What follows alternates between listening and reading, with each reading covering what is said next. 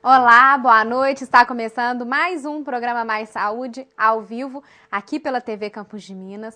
Hoje eu tenho como convidado o Dr. Euclides Garcia de Lima, que é pediatra, mais conhecido como Tidinho. Boa noite, Dr. Euclides. Mais uma vez, seja bem-vindo e muito obrigada por sua participação. Sara, eu é que agradeço a honra que você mais uma vez me concede. Parabenizo não só você, como a nossa querida TV Campos de Minas, porque o papel da mídia não é só distrair, é informar, né? Então eu, como médico em São João do Rei há 55 anos, graças a Deus, eu só tenho a agradecer a honra que você me concede. A gente que agradece o senhor estar sempre disponível e poder participar com a gente e colaborar com os nossos telespectadores, passando as informações que são muito importantes, né, doutor Euclides?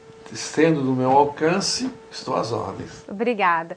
Você de casa pode participar, mandar suas perguntas pelo telefone 3372-3720 ou uma mensagem de texto para 9972-1640. Doutor Euclides, nesse período do ano, quais os cuidados as mamães devem ter com os bebês?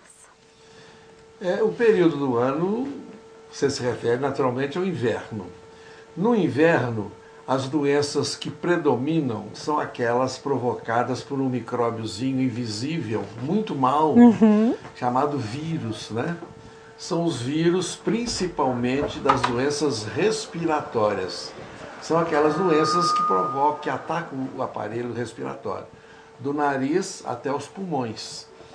E o grande problema é que no inverno a gente tende a fechar as casas, as escolas fecham as suas janelas e deixam as crianças confinadas, os coletivos, os ônibus, em suma, os ambientes fechados com grandes aglomerados humanos propiciam a propagação desses micróbiozinhos chamados vírus que se propagam pelo ar, né? Então o cuidado que a gente tem que ter, partindo dessa premissa de que o aglomerado humano em recinto fechado é que propaga a doença, então o primeiro princípio é que nós devemos, apesar de todo o frio, tentar conviver em ambientes arejados. Abrir as casas para os bebês ficarem arejados, né, doutor Euclides? Houve um tempo antes de Pasteur e outros grandes gênios da ciência descobrirem os micróbios, que principalmente são dois, bactéria e vírus. Os antigos achavam que todos os males do mundo, todas as doenças, eram provocadas pelo vento. O vento tinha, do parecer dos antigos, um nome chamado miasma. Tanto que ele tinha vento, tanto que os antigos falavam, não deixa essa criança pegar vento, né? Não pode andar descalço, não pode... Desculpe que eu também estou com um pouquinho de tosse. Mas o problema é a doença não passa pelo pé. Não adianta nada eu colocar botas de lã, colocar meias de nylon sintéticos na criança, e ela pode andar descalço se ela está em ambientes poluídos, porque o micróbio não vai entrar pelo pé, vai entrar pelas vias aéreas superiores, inicialmente pelo nariz. Então, as doenças principais desta época do ano são as viroses, que atingem de preferência os aparelhos respiratórios, que começa no nosso nariz e termina nos nossos pulmões. Aí tem uma gama enorme de trajetos, né? Tem a faringe, tem a laringe, tem a traqueia, tem os broncos, bronquíolos e alvéolos. Então isso chama árvore respiratória. É aí que o vírus ataca. E depois que a criança, então, pegou alguma doença respiratória, doutor Euclides, o que as mães devem fazer? Bom, em primeiro lugar, procurar um médico, se possível, mas a gente sabe, e eu lamento muito, das dificuldades de conseguir uma consulta hoje. O Brasil precisa reformular o seu sistema de atendimento médico. Isso aí é uma lamúria, não digo um desabafo, uma lamúria de um médico decano. Eu tenho 55 anos de medicina, com muita honra e graças a Deus. Então a primeira coisa que a mãe tem que fazer é procurar um recurso, para que seja, porque a gente tem que diagnosticar de onde está vindo o problema respiratório daquela criança, de qual daqueles setores que eu citei. Evitar sempre a automedicação.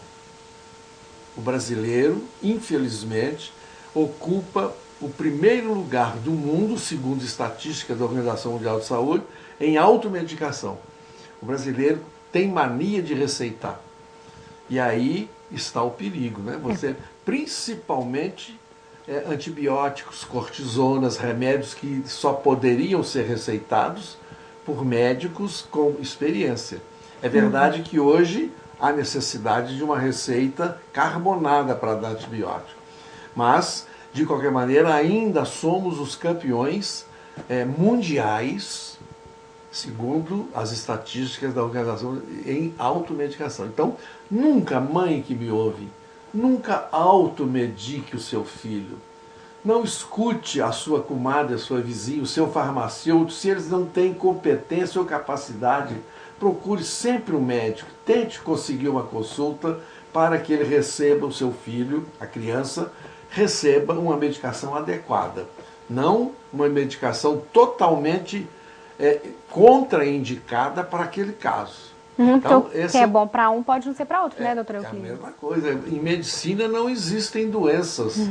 Um grande médico da medicina brasileira e mundial, já falecido, foi médico na faculdade onde eu estudei no Rio de Janeiro, chamava-se Miguel Couto. Ele tinha frases assim de profunda filosofia.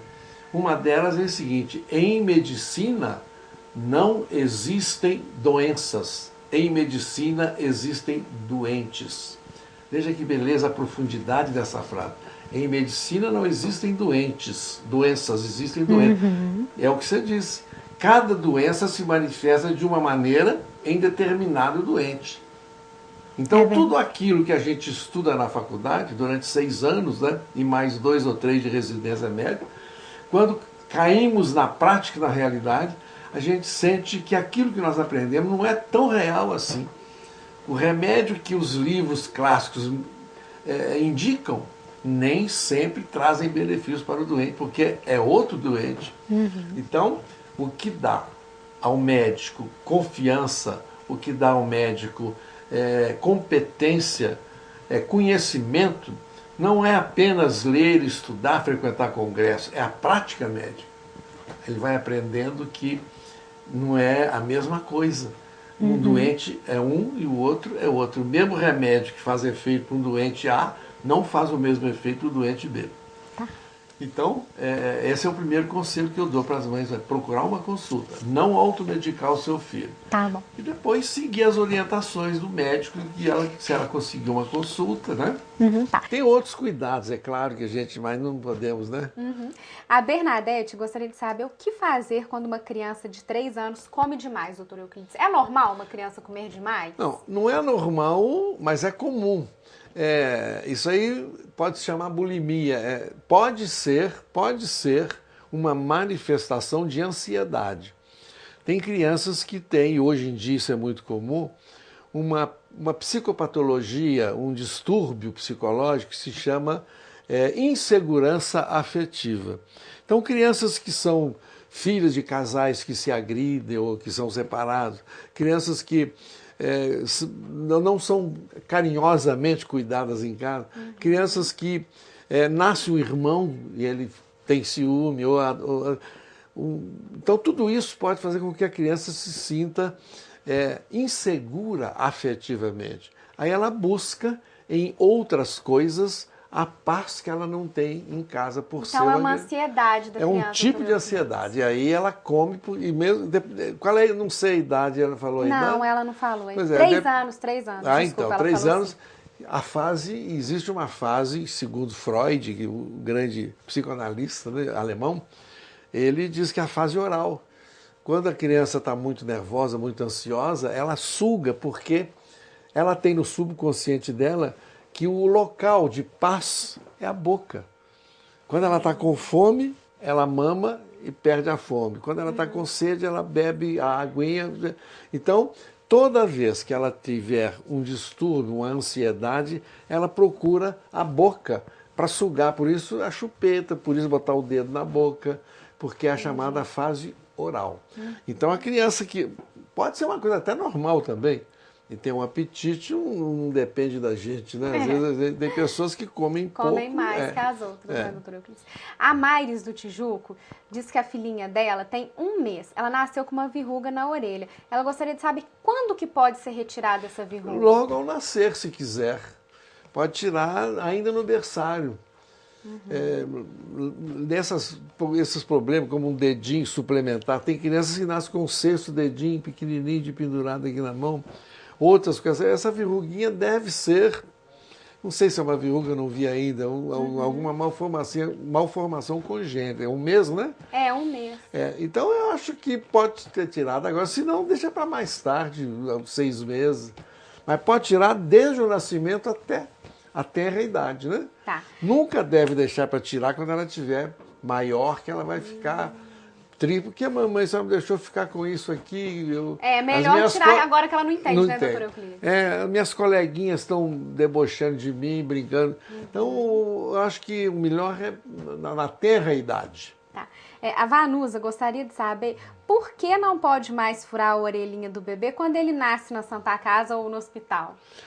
O problema é que são cuidados. O hospital, teoricamente, é um ninho de bactérias, né? Então, é uma maneira que nós encontramos, os médicos do mundo todo, de evitar a propagação de infecções hospitalares. Então, é uma prevenção para o bem-estar do bebê, né? É uma prevenção, porque o berçário, e hoje em dia a Santa Casa está com um berçário excelente, inclusive tem agora um banco de leite humano, então uma maravilha. É um lugar que deve ser o mais preservado possível de contaminação. Tanto que todo mundo que trabalha em berçário tem que ter cuidados redobrados com a higiene pessoal.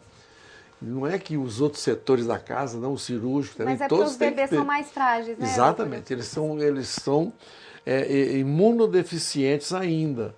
Então eu acho que é uma medida. Por que vai furar a orelha da criança no berçário? Não há necessidade, a criança não vai sair dali do berçário e ir para uma escola de samba sambar com um brinquinho de pendurado. É verdade. Espera, tem tempo. Tá. Não tem problema. Então, é verdade que a chupeta realmente acalma. Acalma, sim, o ideal é não usar, mas ela é. Eu não tenho nada contra a chupeta, eu sou pediatra. Que ajuda muito as mães, né, doutora babá, não tem, hoje em dia com essa lei das dométricas aí, né, a babá fica bem carinha, a chupeta é de graça. Eu acho que podendo evitar, é claro que tudo isso é artificialismo, mas eu não acho que, se tiver que usar, use, mas com critério, com higiene, deixar cair no chão, lavar sempre. A Cássia do Bom Pastor diz que o senhor, doutor Tidinho, é sinônimo de caridade e gostaria de mandar um grande abraço para o senhor. Eu não tenho o que falar. A emoção está me embargando Essas manifestações são muito caras para mim, Isso me dá a certeza que o dia em que eu faltar, deixarei escrito uma biografia. Vai demorar muito, doutor. Se Deus quiser, que a cidade nunca vai se esquecer de mim. Claro que isso, para mim, é o galardão maior que eu carrego dentro do meu peito, dentro do meu coração, dentro da minha consciência. Muito obrigado, povo de São João do Rei. Muito obrigado, mães e avós dos meus clientes. E, principalmente, obrigado, minhas crianças, porque vocês estão trilhando, estão construindo, sempre construíram o caminho da minha felicidade, o caminho da minha alegria. Obrigado, crianças que eu tanto amo.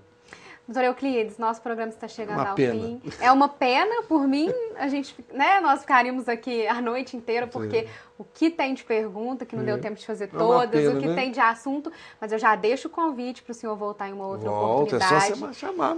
É sempre um prazer recebê-lo aqui. Eu tenho um carinho enorme pelo senhor também, o senhor sabe disso, da mesma maneira que os nossos telespectadores têm. Então eu deixo aqui mais uma vez meu muito obrigado, doutor Euclides, por sempre estar à nossa disposição aqui.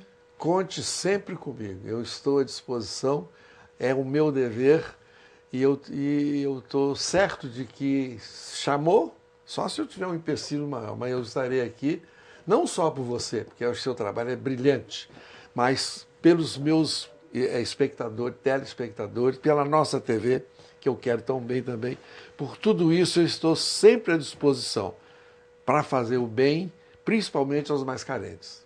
Então, doutor Euclides, mais uma vez, muito obrigada. Ora, eu que agradeço muito, né? Eu acho que o papel da televisão é este, não é só fazer entretenimento, notícia, não, é informar, certo? Esse é o papel da mídia. Obrigada, doutor Nada, Euclides. nada. A todos que participaram, muito obrigada. Então, até lá e uma boa noite.